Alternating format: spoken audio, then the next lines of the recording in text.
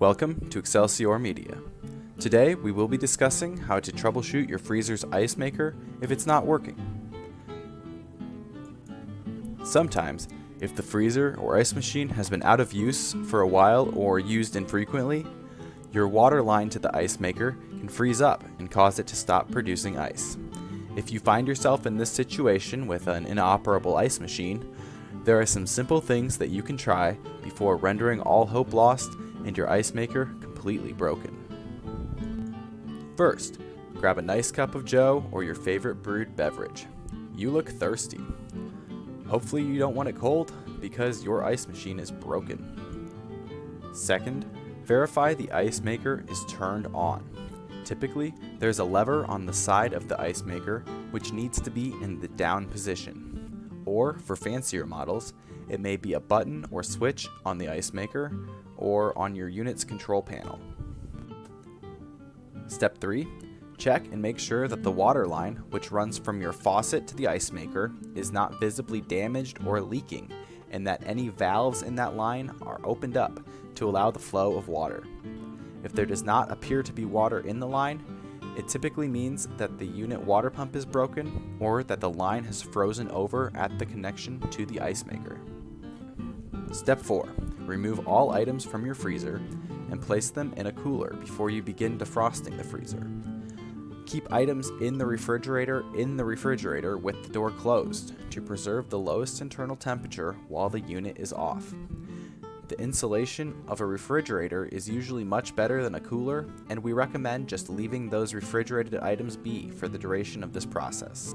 Step 5. Find the cooling on-off switch for your unit and follow instructions to turn off the freezer or entire unit. For mine, you simply press and hold the button for 3 seconds. If all else fails, you can simply unplug this unit to achieve the same result. Step 6. Remove all built-up ice from the freezer.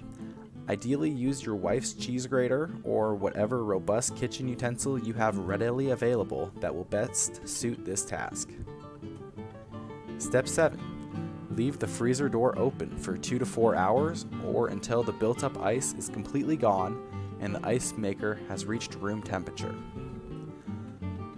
Step 8. While you're waiting, go take out the trash and do all those things you were supposed to do last night, but you decided to watch football or drink wine in the bathtub instead. It's never too late to do the right thing. Step 9. Once the freezer has thoroughly defrosted, turn the freezer on full blast and wait for it to cool down completely before replacing your items. If you replace everything right away, your freezer will have to work harder before everything is fully cooled down again. Not to mention, it will ultimately take longer. Now comes the suspenseful part that you're going to hate. Some ice makers take 24 to 48 hours to start producing ice again. So bug off.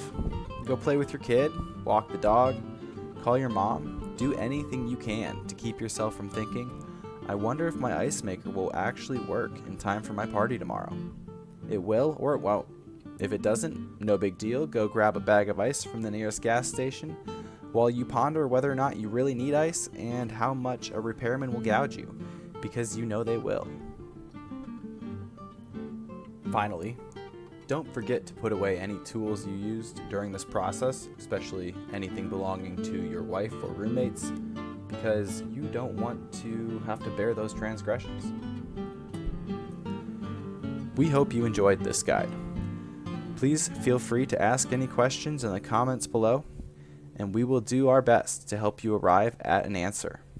Until next time, take it easy.